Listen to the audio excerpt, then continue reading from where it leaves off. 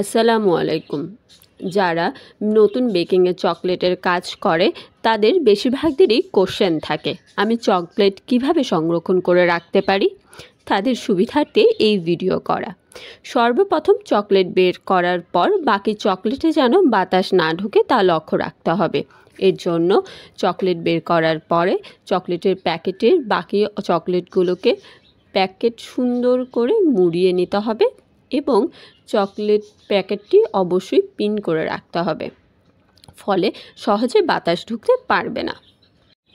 Pin করা হয়ে গেলে একটি এয়ারটাইট বক্স নিতে হবে, যেন এয়ারটাইট বক্সের মধ্যে কোনো ধরনের বাতাস না ঢোকে।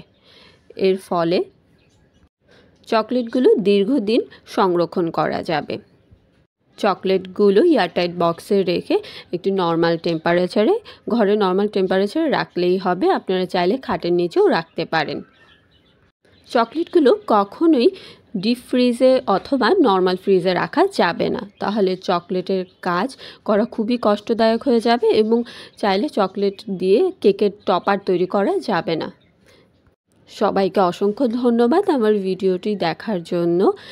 আপনাদের অনেকের কোশ্চেনের আনসার অবশ্যই পেয়ে গেছেন।